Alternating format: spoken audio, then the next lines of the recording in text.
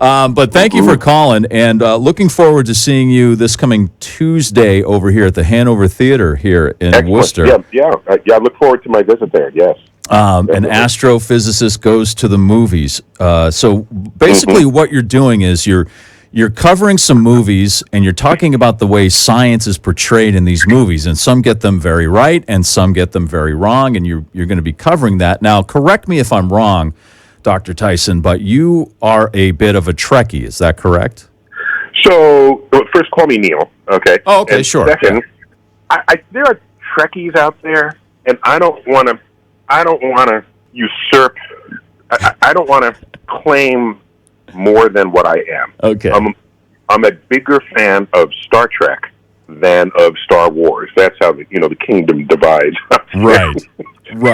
And so I see Star Wars and I know what they're trying to do, but if you want to compare the two, there's no contest with regard to attention given to known science and creativity given to imagined science for the future. So in that regard, I lean Star Trek. Well, I have a saying, because I'm a Trekkie. I'm not crazy like stalking William Shatner Trekkie, but I do love Star Trek, and my saying is Star Wars is fantasy. Star Trek is reality. That's what I always say to a Jedi who tries to confront me, about Star Wars, Star Trek. I say, okay, whatever. Basically, we all have smartphones. That's basically a tricorder, right? And we're just, I don't know, how far away do you think we are from actually transporting a living organism like they do in Star Trek? I'd say a decade. So I think the actual solution to that is not what was imagined for Star Trek, because we're talking about the transporter, right? And right. They convert you to a beam of energy and then recollect you on the other side. I think that exact challenge can be met by opening up wormholes between any 2 points and just step through. Then you're never dematerialized and then brought back to life. It's you the entire time. So I foresee wormhole travel before I see transporter travel. Okay. Do you think any of the big three rocket guys, as I like to call them now, Elon Musk or Jeff Bezos or Richard Branson, or the Billionaires Boys Club? Yes, right. I think we know the physics of wormholes, but the engineering of it seems a bit out of reach at this point, and it may be impossibly out of reach.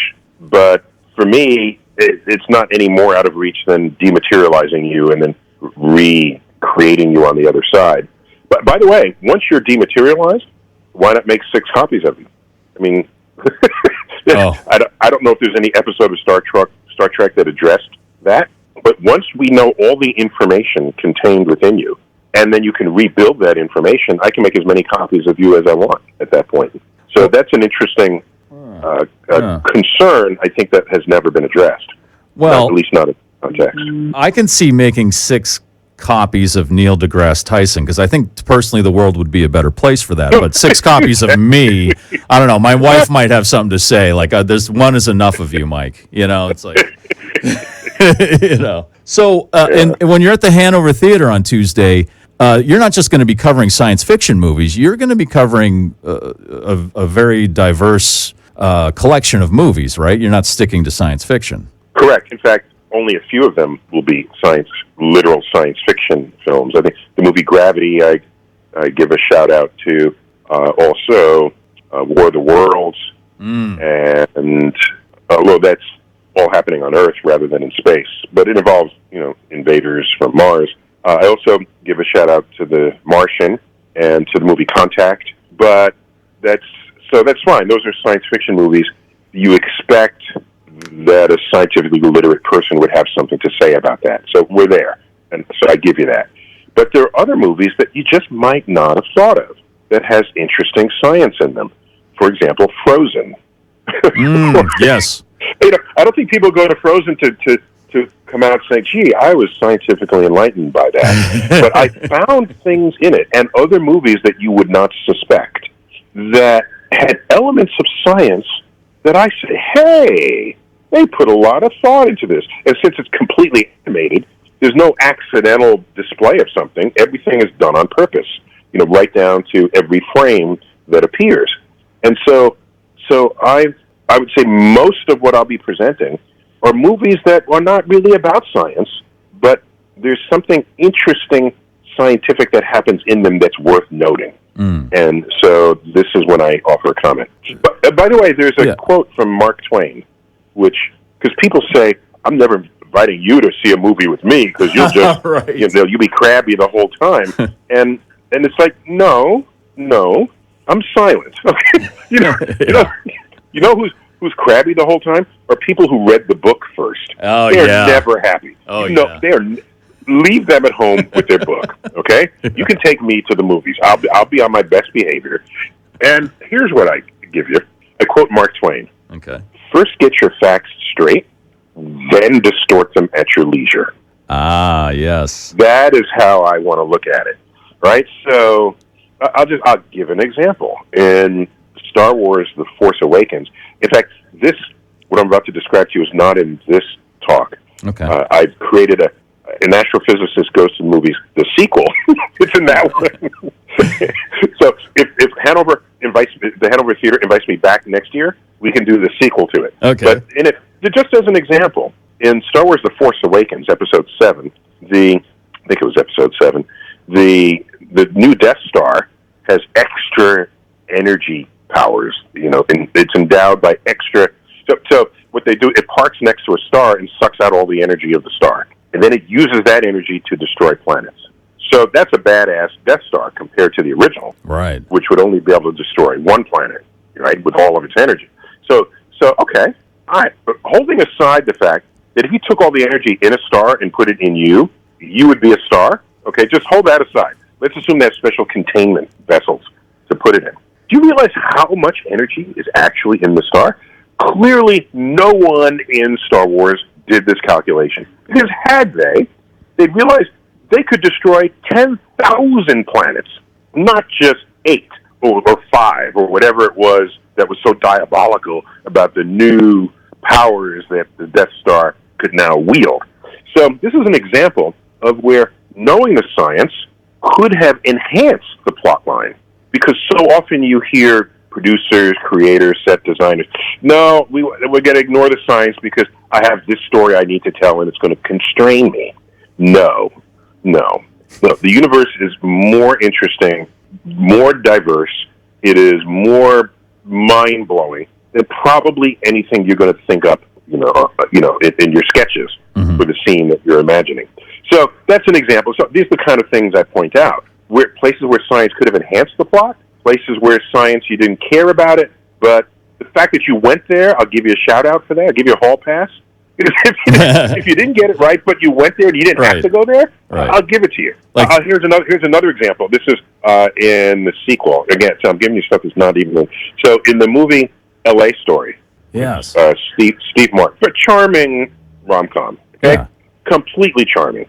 In the old days, as time would pass, you would see a calendar on the wall, and you'd see the pages flip on the calendar, where the clock would go quickly just to show that the time has elapsed.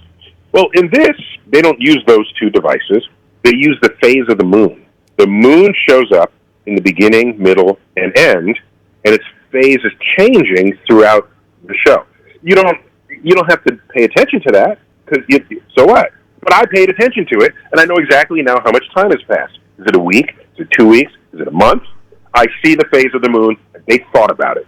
So that is good. Yeah. The problem is they grow the moon, the phases of the moon, in the wrong direction. Oh. They could have called, the Griffith Observatory. They're in L.A. Right. There's astronomers there, And so I'm torn in that case because I got to give them credit for going there. But the fact that they got it wrong and it was an easily correctable thing, so I'll give them a B. Okay. Oh. Are you going to be grading these movies? No. Okay. All right. That's so petty to do that. I should, and maybe one day I will, but I'm not that petty yet. Okay. All right. Well, let me ask you this, though, in regards to, I guess, what this whole show is about. Is it the movie industry's responsibility to get those facts straight and to teach people about science? Because you said, this would enhance the story, but, kind of like what Mark Twain said in like that old saying, why let facts get in the way of a good story? Is it their responsibility to do that? No. I don't ever want to constrain artists. They should do whatever they want. But I'll tell you this. Suppose we're watching the movie Titanic, right? And Leonardo DiCaprio the movie just begins, and he shows up. We see him for the first time, and he's wearing tie-dyed bell-bottom jeans. Okay? No, tie-dyed shirt and bell-bottom jeans. You say, that's wrong. No. This is 1912, all right? There was no tie-dyed, no. The sailors maybe had bell-bottoms, but not ordinary people. So you would cry foul, and you would say, that took me out of the moment, because you're trying to create an era for me to live in while I ingest your story. And so you would fault the costume designer for that. Yeah. That costume designer would get fired, probably, or rather would not work again for making that kind of a mistake.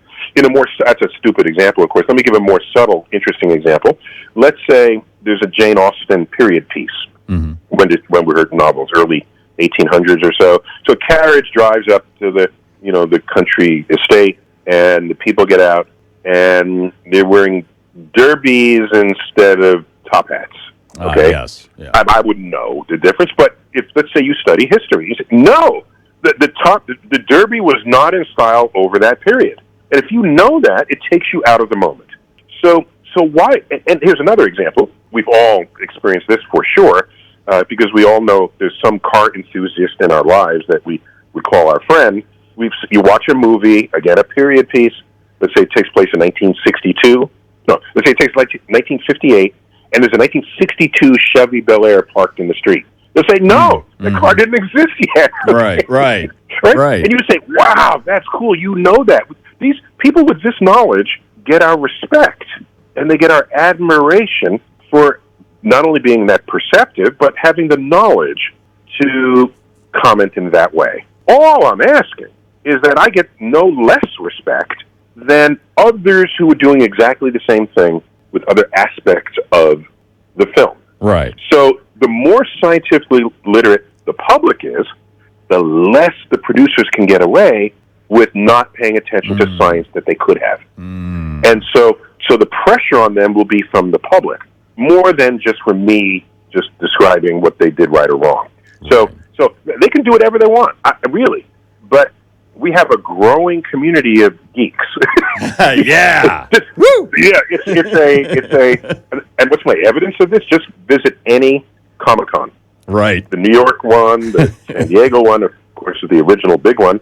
And New York might be bigger than they are now, but the San Diego has the deep roots. Right. And, tens of thousands of people. Yeah. Oh, my gosh. And what's interesting to me is they all love fantasy. They're all carrying around their lightsabers. But at the end of the day, they know the difference between science fiction and science fact. And they're scientifically literate. And they're using that literacy to then enjoy the stories that are being told. They're the ones that are going to call you out if you could have gotten something right and didn't.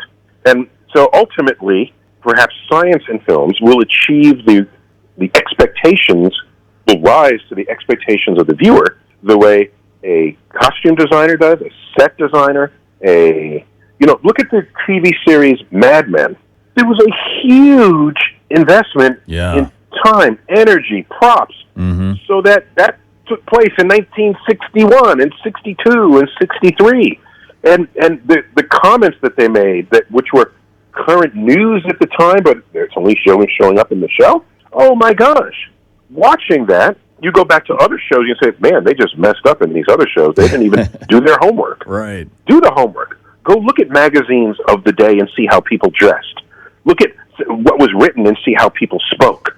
Look at the attitudes they had. Look at all the situations that people smoked. People smoked in elevators and in movie theaters. Yeah. And they just did this in the show. And you look at it and say, oh, my God. Right, yeah. So it's praised for that. Why not offer the same praise for people who get the science right? That's my only point. I'm sorry it took me so many paragraphs to communicate that to you. No, I have a better understanding of why you're doing this. I mean, I am a music geek, so I went to see, the Freddie Mercury movie Bohemian Rhapsody, and through the whole film, I'm like, well, that didn't come out then. No, they're playing this song too early. And my wife finally turned to me and said, "Shut up! I'm just trying to enjoy the movie." So yeah, I fully understand now why you're doing this, and you take it from a car person's point of view or a historian's point of view. So I completely understand. Or costume designer. And in your case, by the way, what I would do is cut them slack if the way they use the song, because songs are about ideas and themes and love and hate and emotion. So maybe they needed it in the moment for the part of the story they're telling.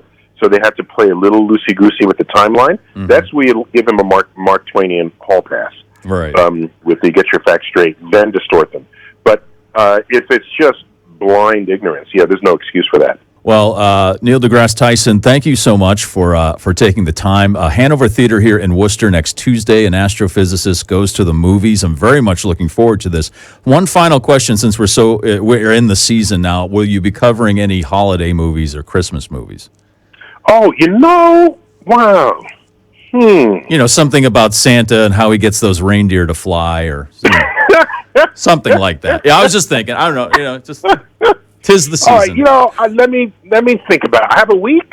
Yeah. Let me think about that. Okay. Yeah, there are the Santa Claus, Clause, that has some fun, interesting parts to it. But what happens if it's fun and it works? I'd leave it. That's not. I comment on science you don't expect to be there that they happen to get right, and science that you expect to be there but they happen to get wrong. If it's otherwise just fun storytelling, I usually leave the movie alone. Right. In the context of this retelling. But if reindeer can fly, what do they need legs for? That is an amazing question. Oh my God. Right? Yeah. Oh boy. Maybe we should just leave that alone. Reindeer, Just leave that alone, because we don't want to ruin Christmas for anybody. All right, well... I got one for you. You ready? Yeah. So they always show... Here's one I could do. I got it.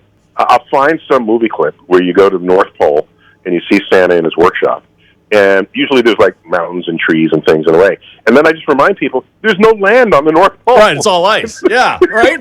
It's ice for now. Right, that's true. Right, yeah, for now, unfortunately. Yeah. And in the future, Santa's going to be in a bathing suit.